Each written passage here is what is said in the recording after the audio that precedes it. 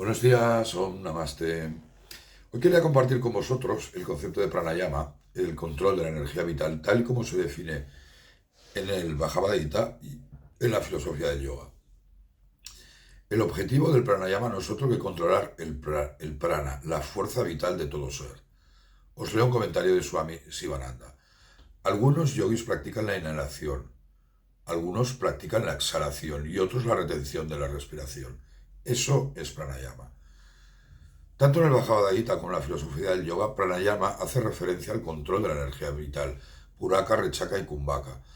Está definida en el verso 29 del capítulo cuarto del Gita, el yoga del conocimiento, de la acción y de la renunciación, en donde Krishna le dice a Arjuna.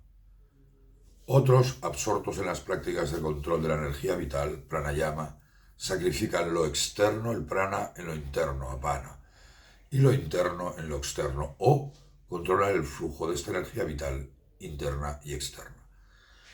Y en el verso 28 del capítulo quinto, el yoga de la renuncia a la acción, dice, tal asceta es siempre libre.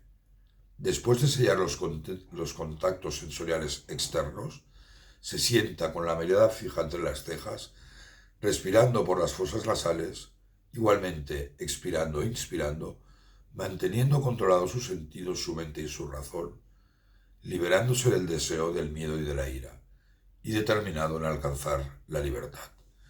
En el capítulo octavo, en los versos 9 y 10, Krishna recomienda que a través del pranayama, el yoga y la meditación en el Ser Supremo, alcanzaremos al Señor. Y os leo estos dos versos.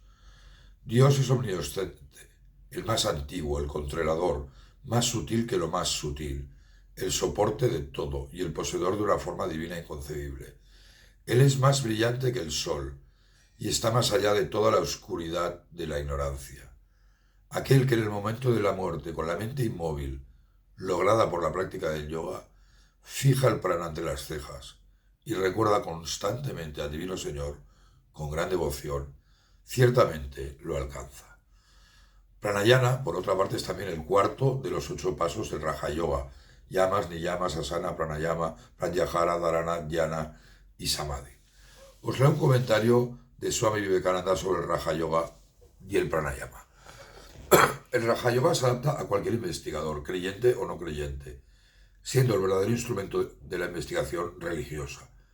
Como cada ciencia tiene su método particular de investigación.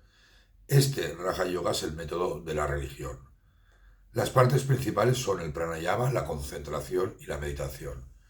Para aquellos que creen en un dios o en un símbolo o en un nombre simbólico como Om u otras palabras sagradas recibidas de un gurú, será de gran ayuda. Om es la más grande, es decir, el absoluto. Meditar en el significado de estos santos nombres mientras lo repites es la principal práctica.